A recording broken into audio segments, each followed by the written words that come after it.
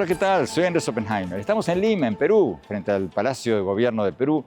Vamos a entrevistar al presidente José Gerí. Le vamos a preguntar sobre Venezuela, sobre si se está formando un bloque de países sudamericanos que van a pedir una rápida transición a la democracia en Venezuela. Vamos a hablar sobre las próximas elecciones de Perú.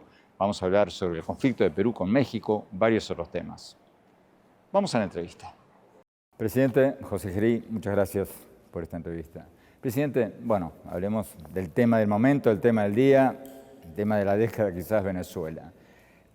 Usted apoyó la captura de Nicolás Maduro, la operación militar de Estados Unidos en Venezuela, pero también pidió, si lo entendí bien, una transición lo más rápida posible a la democracia en Venezuela.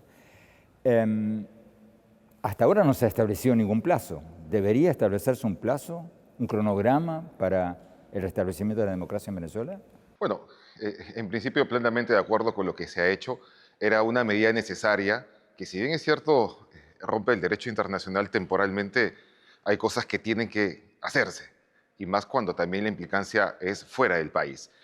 Apoyamos plenamente la transición democrática, que sean los mismos venezolanos quienes elijan a sus autoridades. En este caso hay un presidente que ha sido electo en 2024, que debería en principio continuar con esa labor, pero es autonomía de los venezolanos ver cuál es el mejor camino que tiene que seguir. Y sí nos preocupa también, y es parte del compromiso que debemos asumir como países, de que se retorne rápidamente a un proceso democrático en Venezuela.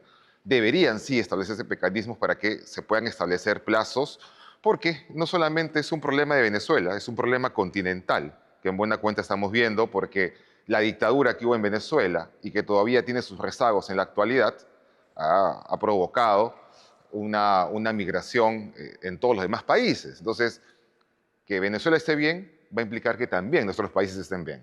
Bueno, pero ahí noto un matiz diferente al del presidente Trump, porque el presidente Trump, por lo menos en su conferencia de prensa inicial después de la captura de Maduro, habló de petróleo, habló de narcotráfico, habló de migración, pero yo no escuché la palabra democracia.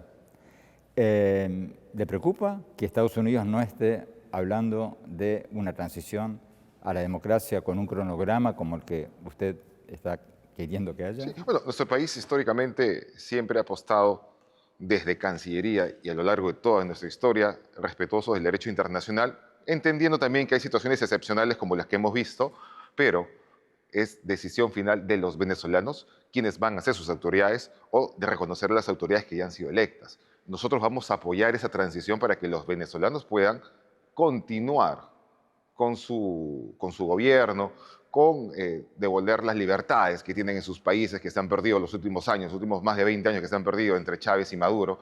Entonces, es momento de que los venezolanos, como lo dije alguna vez, allá casi como 10 años, que los venezolanos nuevamente decidan legítimamente sobre su país. Bueno, pero hay otra diferencia también entre lo que usted está diciendo y lo que dice el presidente Trump. Usted está hablando de un cronograma de transición a la democracia. Usted dijo, y corrígeme si me equivoco, usted habló con el ex candidato presidencial González Urrutia, y después de eso usted en sus redes sociales puso que expresa su decidido apoyo para que el proceso de transición hacia la institucionalidad democrática culmine con el respeto de la voluntad popular venezolana manifestada en julio del 2024. Y usted llama a González Urrutia presidente electo. Así es. Estados Unidos no llama al presidente electo a González Urrutia. ¿Debería hacerlo Estados Unidos? ¿Debería hacerlo Trump?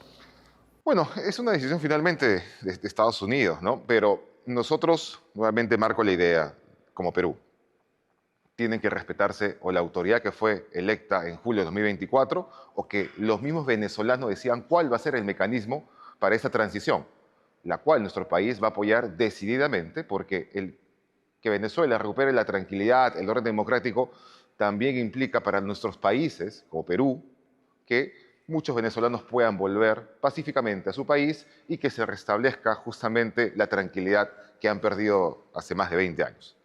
Bueno, esto que usted nos está diciendo ahora, ¿va a ser una posición diplomática compartida?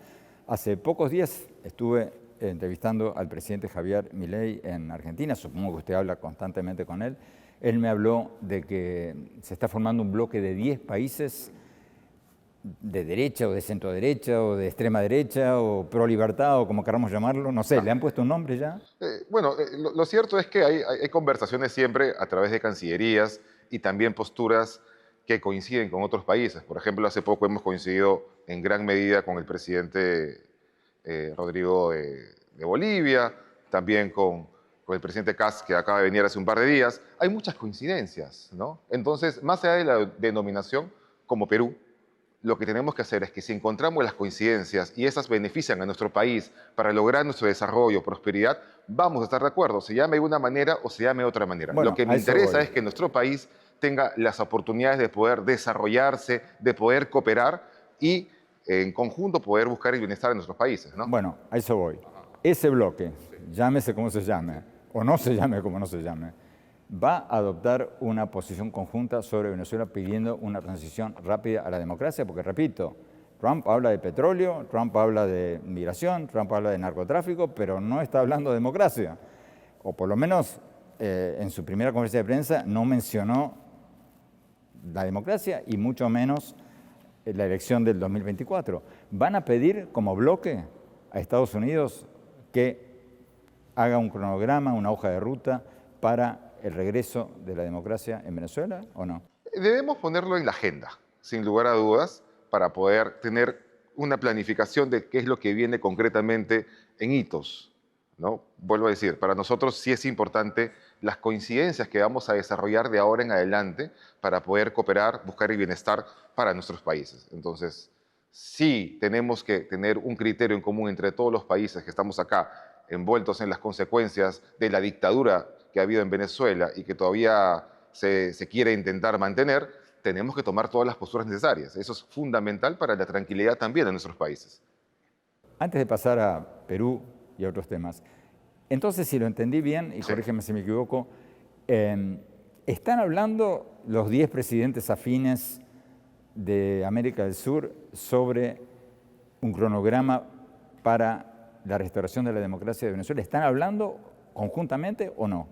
Lo que hay eso es todo un proceso, ¿no? Y como todo proceso hay las primeras coincidencias que hemos encontrado entre muchos países, sin establecer etiquetas, claro está. Y creo que eso de todas maneras va a llevar a que en su momento podamos establecer una hoja de ruta robusta que nos permita justamente dar el soporte, colaborar para que se restablezcan las libertades, concretamente en Venezuela, que es el país que en este momento necesita de ese soporte, ¿no? ¿Y esa hoja de ruta cuándo podría estar? ¿En días, semanas, meses? Bueno, dependiendo, ¿no? Porque todos los presidentes estamos en estos momentos coincidiendo en lo que toca de ahora en adelante. Entonces, no, pero perdón, no sí. están coincidiendo, porque el presidente Milei, por lo menos en la entrevista que le hice, que fue, aclaremos, 2 días antes de la captura de Maduro, pero después también me comuniqué con él y me dijo que él está plenamente de acuerdo con todas las decisiones del presidente Trump. O sea, él no está exigiendo un cronograma hacia la democracia ya, hoy. ¿Usted sí? Hay contrastes. O sea, tenemos las ideas generales que coincidimos, hay métodos, formas que tal vez podamos discrepar, pero creo que todos los países finalmente de este lado estamos de acuerdo en que se ha bajado un régimen dictatorial que ha oprimido al pueblo venezolano. Ahora, indistintamente de que si es uno o es otro, corresponde que en su momento, más antes que después, Venezuela elija sus autoridades o reconozca las autoridades que fueron electas en su momento. Entonces, esa va a ser la hoja de ruta. ¿Van a haber discrepancias? Evidentemente, nunca vamos a coincidir 10 países o los países que fuesen en un único método, pero hay temas principistas o temas generales que sí vamos a coincidir y que es cuestión de implementarlos, ¿no? Los países de izquierda o de centroizquierda, o de nuevo, como querramos llamarlos, Brasil, Chile, Colombia, México, España, Uruguay, firmaron declaraciones críticas de la intervención de Estados Unidos en Venezuela y de la captura de Maduro, diciendo que sienta un precedente sumamente peligroso, palabras de ellos, para la paz regional y mundial. Su reacción ante lo que están diciendo estos países. Bueno, creo que ellos tienen más coincidencias y han reconocido indirectamente no estos gobiernos, sino otros gobiernos y también muchos políticos de sus países, que en Venezuela había una democracia, que el presidente o el expresidente había sido electo democráticamente, cuando todo el mundo sabía de que no era así, cuando sabíamos que habían irregularidades que nadie podía tapar, pero esos países dijeron, acá está bien, todo, no pasa nada, es la libre voluntad de los venezolanos, cuando era totalmente falso. Eso pasa cuando hay presidentes que solamente gobiernan de escritorio o solamente velan por sus intereses porque tienen mucho vínculo, mucha cercanía, pero lo que conviene a los países, que se debe ver reflejado en la voluntad y en la libertad de sus ciudadanos, era totalmente distinto. Entonces ellos se han pronunciado porque tienen cierta afinidad con esas prácticas, que esperemos que ahora que ha caído Venezuela con el régimen, puedan cambiar una postura mucho más libre, mucho más democrática y de mayor cooperación. Finalmente son decisiones de ellos, ¿no? Pero como Perú hemos sentado bien claro nuestra posición, que si bien es cierto, se ha roto el orden constitucional internacional, el orden internacional temporalmente, la idea es que ahora en adelante se restablezca nuevamente ese orden para que los venezolanos decidan por sus nuevas autoridades. Eso es fundamental y en plazos adecuados, ¿no? Hablando del orden internacional al que usted se refería, Venezuela es un caso especial porque Maduro era un dictador, estaba acusado de cargos de narcotráfico en Estados Unidos, o sea, fue un caso especial. Pero ¿qué opina usted de las constantes declaraciones de Trump de tomarse Groenlandia, anexar Canadá, controlar el canal de Panamá? Usted como presidente, ¿qué le parece? ¿Qué piensa cuando escucha a Trump decir eso? Bueno, yo creo que el presidente Trump, dentro de su política exterior, pues ha marcado muchas expectativas que tiene su país como tal, dentro de remarcar una posición dentro del continente, ¿no? Eso es una postura de su política internacional. Finalmente, una cosa es lo que se declara y otra cosa, en efecto, es lo que sucede o va a suceder, ¿no? Lo que nos debe centrar la atención principal en estas fechas es que hayan rápidamente esta transición en Venezuela, que permita de que todos los países podamos estar seguros de que en esta parte del continente respetamos la libertad y que los ciudadanos pueden vivir en plena tranquilidad. Entonces, el presidente Trump seguirá marcando la postura de su país, pero confiamos en que se concentre en lo que tiene que concentrarse por esas fechas, dada la intervención que acaba de hacer, ¿no? Ahora volvemos a Venezuela, Ajá. pero por lo que usted dice, usted no aplaudiría una anexión de Canadá o una toma de Groenlandia o del canal de Panamá, o me equivoco. Obviamente que no.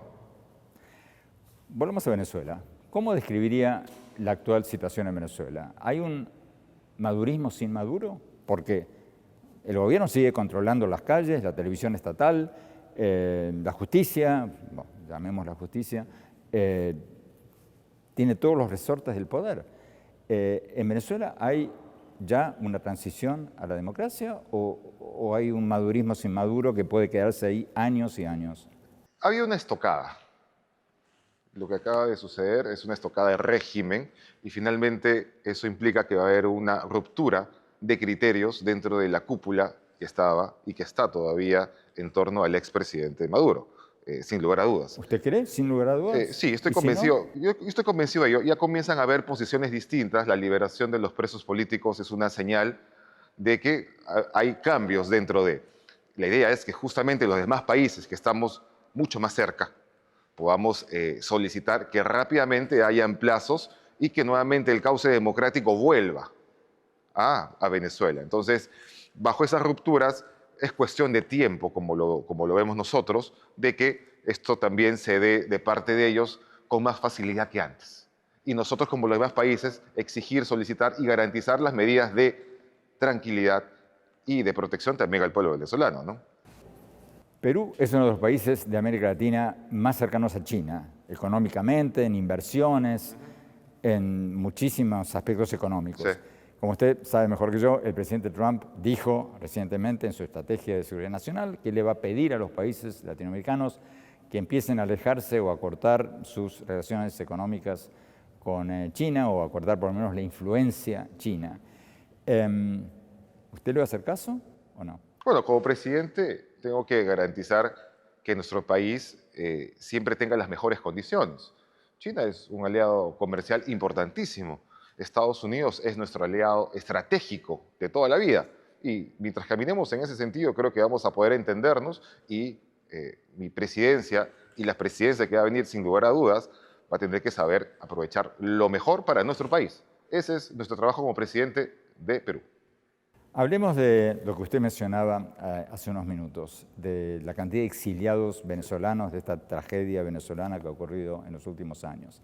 Perú, me dicen que tiene 1.6, casi 1.7 millones de venezolanos, el segundo país de América Latina después de Colombia, que más exiliados venezolanos tiene.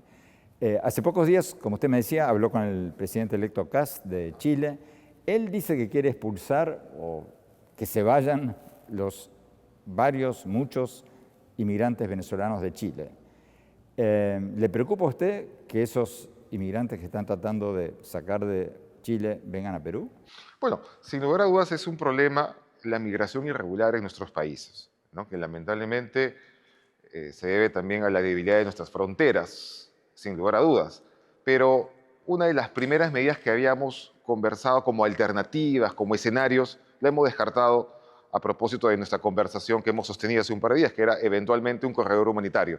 Yo no puedo permitir que se ingresen en forma irregular migrantes a nuestro país. El problema de nuestro país que se desencadena con el tema de la inseguridad es justamente la migración irregular, porque también vienen prácticas que han contaminado a nuestro país. Eso es también una realidad plena.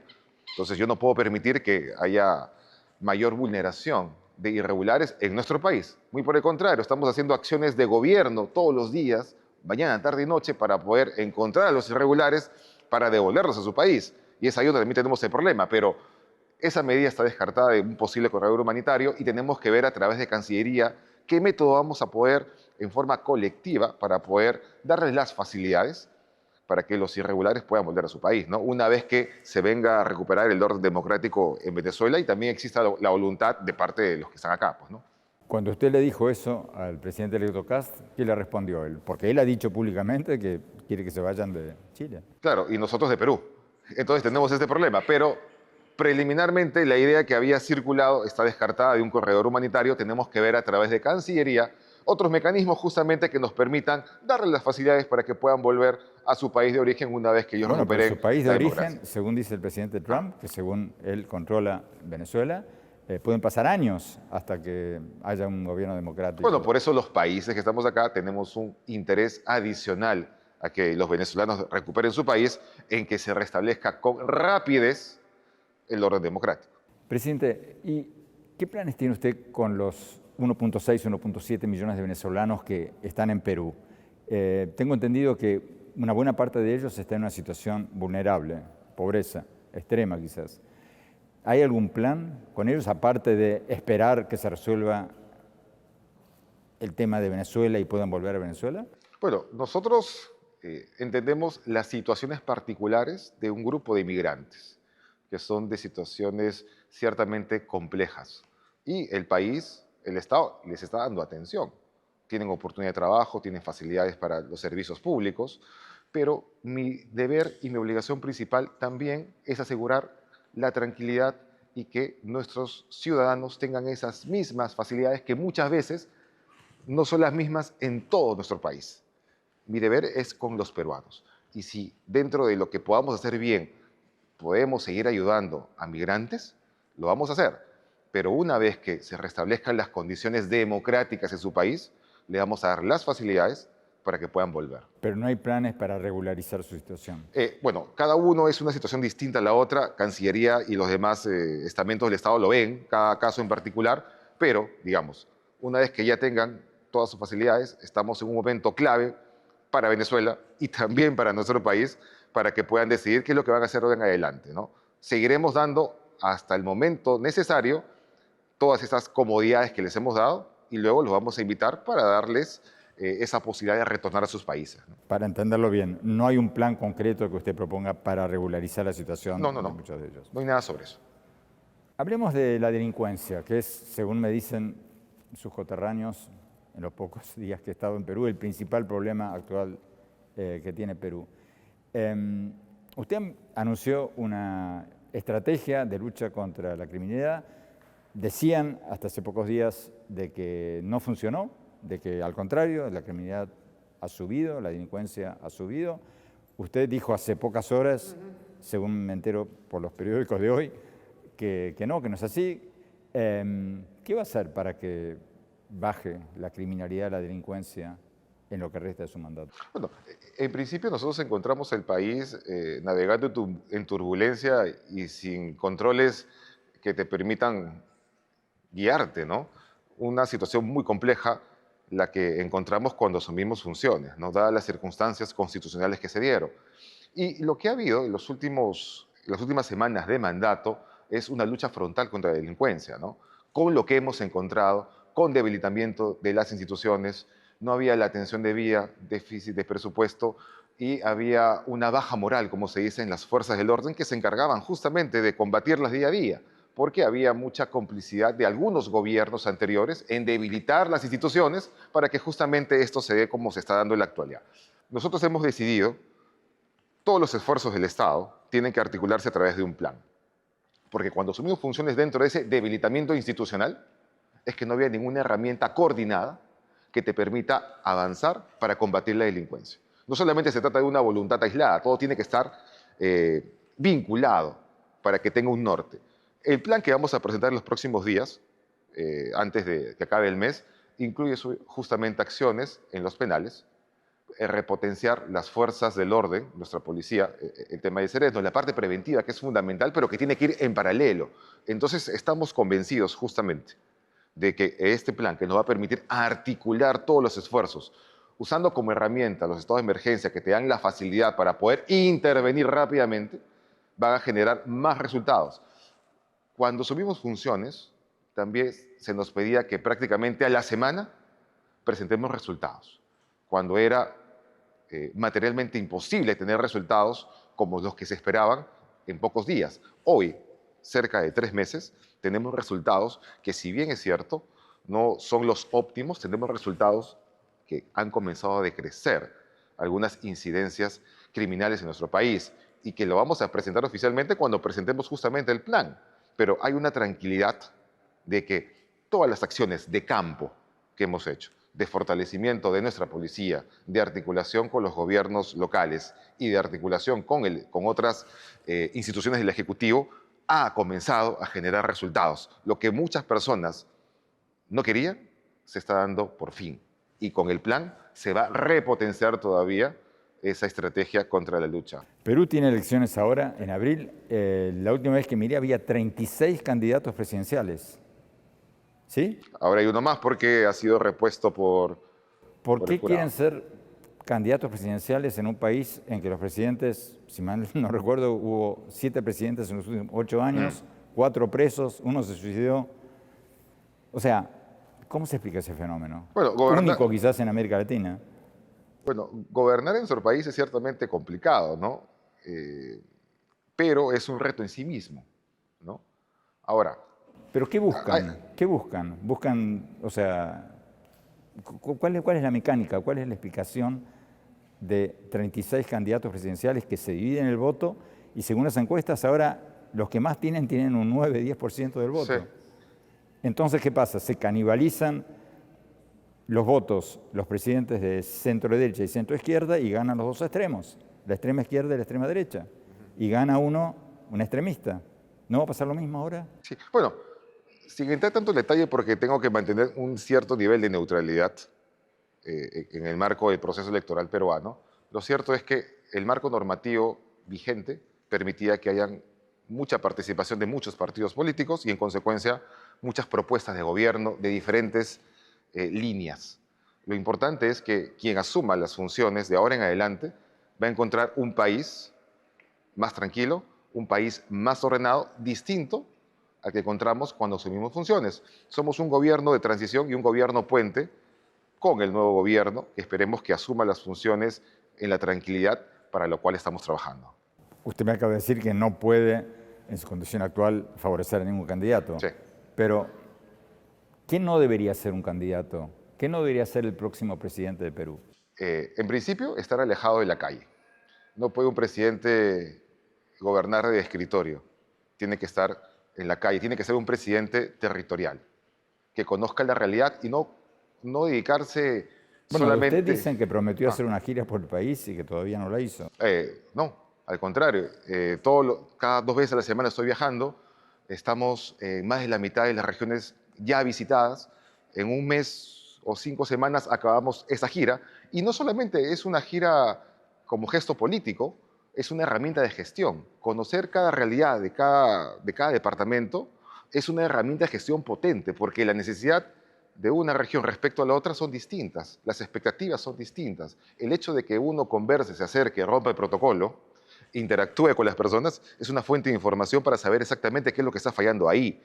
Pero en términos más Sí, amplios, ¿qué no quisiera usted que fuera el próximo presidente? que esté solamente sentado en el escritorio, tomando decisiones, viendo la televisión, y que se aleje de la realidad del día a día del peruano. Eso es lo que no debería pasar. Y que, obviamente, tenga que también desarrollar buenos niveles de comunicación con el Parlamento bicameral que vamos a tener en la actualidad y que ciertamente va a ser un escenario nuevo para el próximo mandato, porque va a interactuar con un nuevo formato de dinámica política en nuestro país.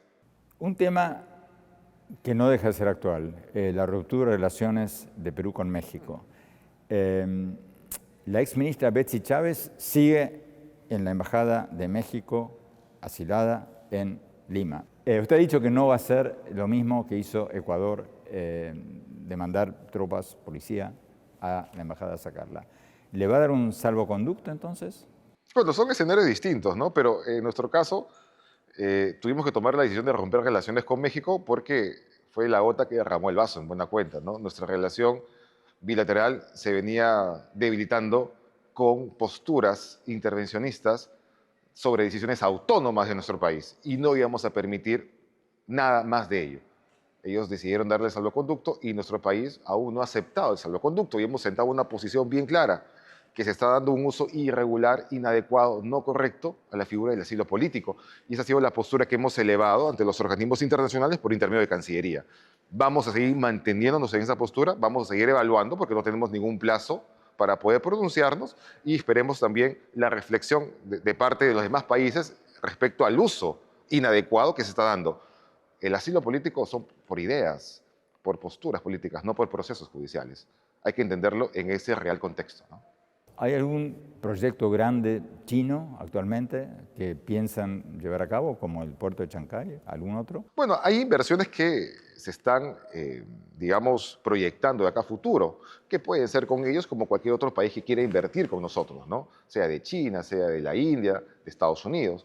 Como país, apertura a todo tipo de inversiones, en la medida que ello implique mejorar las condiciones de vida para los peruanos, ¿no? ¿No hay un problema de fondo en la política peruana que termina con la rotación constante de presidentes, 7 presidentes en los últimos 8 años o algo así, que es esta facultad del Congreso de echar a los presidentes por incapacidad moral, que es un término así amplísimo que se puede aplicar a cualquier cosa?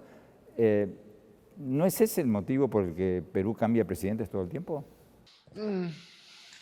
A ver, es un tema estructural, de todas maneras, ¿no? Y esa parte de la Constitución puede ser interpretable dependiendo del criterio que tenga el Congreso. Es un arma interpretativa que debería tener muchos más parámetros para que no sea mal aplicada. Similar figura es lo que creemos del asilo político, que no se está aplicando de una forma adecuada. Tendría que haber una reforma constitucional donde sea un poco más específico los criterios y los parámetros para poder accionar en base a una vacancia presidencial, ¿no? Hay que ser más específicos porque genera mucho criterio de interpretación y eso contribuye a generar inestabilidad en nuestro país que se ha generado en los últimos 7, 8 años, en los últimos 2 gobiernos, en buena cuenta, que ha habido un exceso de uso de esas figuras. Al margen de que si procedían o no procedían, eran pertinentes o no pertinentes, ha habido un exceso de uso de esa figura constitucional, ¿no? ¿Usted va a proponer algo para cambiar? En lo que nos queda de gobierno, vamos a proponer varias medidas que no vamos a poder implementar, pero que como gestión vamos a dejar como sello. Y una de ellas, sin lugar a dudas, es esa.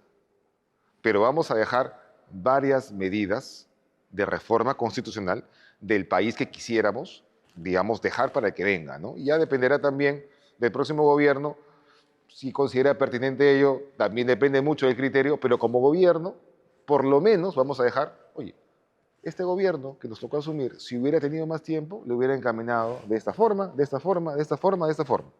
Por eso son los planes que hablo, que son una herramienta potente, porque en nuestro país, te vuelvo a decir, no se planifica, solamente se vive del día a día muchas veces. Y también hay una serie de reformas que son necesarias para, digamos, que sea un Estado mucho más rápido, menos burocrático y cosas así, ¿no? Presidente, hablemos un poco de usted. Sí, Usted tiene 39 años. sí, Lo recién digo cumplidos. lo digo con envidia. Ya.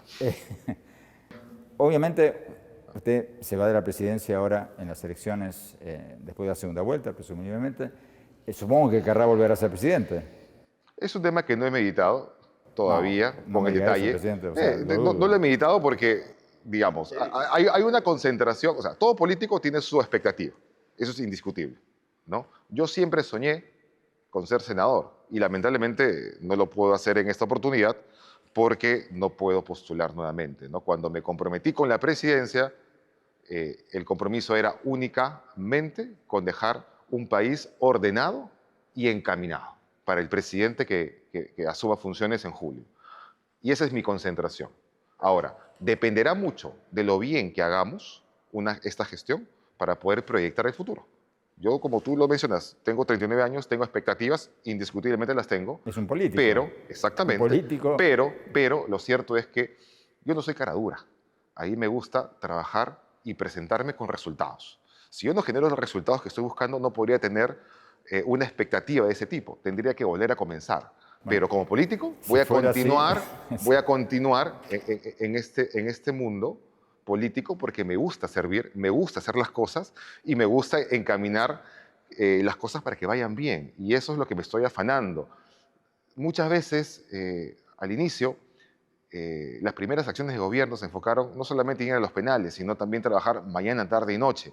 Si bien es cierto, somos un gobierno corto, con fecha límite, no quería decir que era un gobierno que iba a estar estático o que iba a ser poco. Nos hemos dedicado a estabilizar el país, a planificarlo y también en paralelo ejecutar lo que uno va planificando. Entonces, si tengo una buena carta de presentación, mis expectativas podrán continuar y eso es lo que estoy concentrado en hacer.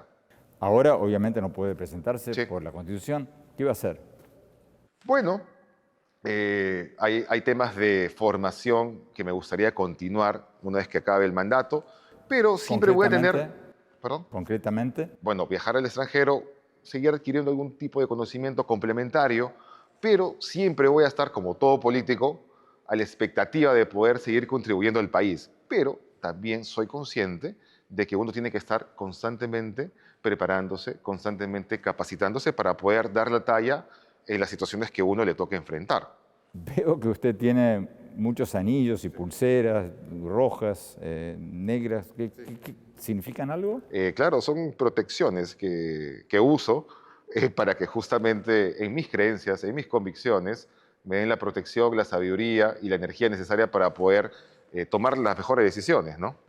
¿Qué protección le da esa pulsera roja? Bueno, acá para que todos los que tienen mucha envidia de que alguien de 38 y hoy 39 años haya llegado a esta posición de decisión, y los otros son simbologías que van asociadas a las fuerzas de la naturaleza que creo y que estoy convencido que son necesarias que cada uno tiene que tener como parte de su mística propia, ¿no? De su identidad. ¿Pero usted sigue alguna creencia en especial o es una Son filosofía? son diferentes cosas que voy adquiriendo en esos 39 años que tengo. ¿El anillo significa algo? Este de cuarzo es para protección, igual que el rojo. El anillo hace estrecha relación con las fuerzas de la naturaleza, concretamente con una estrella o con las estrellas que están en el firmamento. Y esto es por mi catolicismo, ¿no? Entonces, todo comulga dentro de mi psiquis, como se puede decir. ¿Tiene 12 perros, 13 perros? Ya son 16. ¿Y los tiene todos en la casa presidencial? Sí, ya han comenzado a venir todos. Originalmente eran 12, nacieron 4. Nacieron 4. A mí me gustan mucho las mascotas, no de ahora, de toda la vida. Quise ser veterinario, pero no era el camino final que la vida me preparaba, pero vivo con ellos, convivo con ellos y me siento sumamente feliz, ¿no? Es una forma de cómo poder desarrollar también un poco de tranquilidad, de empatía, de sentirme bien. ¿Qué tipo de nombres le puso? ¿Le puso nombres de economistas como Milei o de No, políticos o de de todo un futbolistas? poco, ¿ah? Por ejemplo, uno de mis hijos mayores se llama Marco Aurelio, el emperador romano, muy tirado a la filosofía, a la reflexión, de los estoicos. Por otro lado, nombres ya más amigables como Emiliana, Susi. Tengo también uno que se llama Apolo, en base a los dioses griegos, ¿no? Entonces, de todo un poco. De todo un poco gira mi cabeza y es lo que me permite también tomar decisiones poco ortodoxas, porque mi criterio formativo y mis creencias son diversas, que justamente me permite tomar decisiones poco acartonadas. Presidente Gerí, muchísimas gracias por su tiempo. Muchas gracias. Se nos acabó el tiempo. Los espero próximo domingo en Oppenheimer Presenta por CNN y en mi canal de Oppenheimer Presenta en YouTube.